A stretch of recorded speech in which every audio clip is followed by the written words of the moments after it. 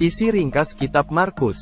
Kitab Markus adalah salah satu dari 4 kitab Injil dalam Perjanjian Baru dalam Alkitab. Kitab ini berisi catatan mengenai kehidupan Yesus Kristus, mulai dari pengabdiannya di Sungai Yordan sampai dengan kebangkitannya dari kematian. Berikut adalah ringkasan isi Kitab Markus. Kitab Markus dimulai dengan pengenalan terhadap Yohanes Pembaptis, yang mempersiapkan jalan bagi kedatangan Yesus sebagai Mesias. Kemudian, Markus mencatat pelayanan Yesus di Galilea, di mana dia melakukan banyak mujizat dan memberitakan kabar baik tentang kerajaan Allah. Yesus mengajar banyak orang tentang ajarannya dan menyembuhkan orang sakit, termasuk orang buta, bisu, dan lumpuh. Dia juga mengusir roh jahat dari orang-orang yang dirasuki. Dalam kitab Markus, Yesus sering mengajarkan melalui perumpamaan untuk membantu orang memahami pesannya. Ketika Yesus dan para muridnya menuju Yerusalem, dia memberitahu mereka bahwa dia akan ditangkap, disiksa, dan dibunuh, namun akan bangkit kembali pada hari ketiga. Di Yerusalem, Yesus merayakan Paskah Yahudi dengan para muridnya, di mana dia mengadakan perjamuan terakhir dengan mereka. Saat perjamuan tersebut, Yesus memperkenalkan perjamuan malam terakhir, dan dia juga memperingatkan bahwa salah satu dari para muridnya akan mengkhianatinya.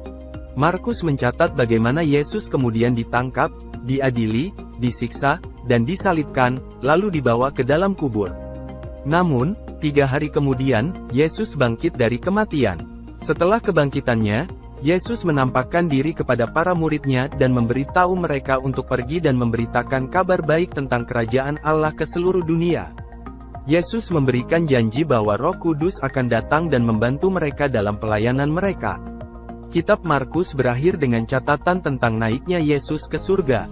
Selama pelayanannya di bumi, Yesus menunjukkan kasih dan kuasanya dengan melakukan mujizat-mujizat dan mengajarkan tentang kehidupan yang benar di hadapan Allah.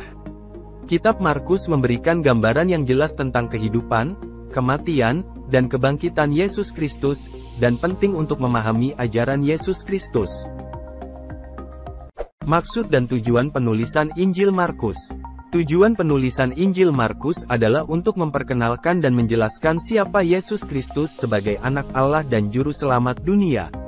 Markus ingin menunjukkan bahwa Yesus bukan hanya seorang nabi atau guru, tetapi juga Mesias yang dijanjikan dalam Perjanjian Lama dan mempunyai kuasa untuk menyelamatkan manusia dari dosa dan kematian.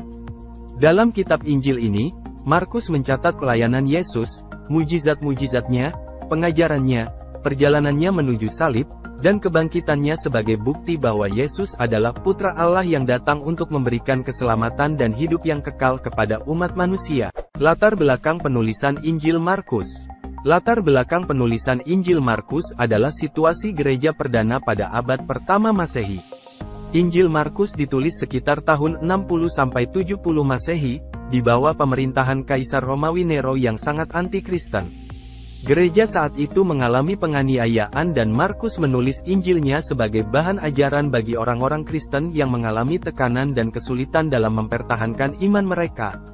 Markus juga ingin memberikan dukungan rohani dan penguatan kepada jemaat Kristen, agar mereka dapat terus percaya dan mengikuti teladan Yesus dalam hidup mereka.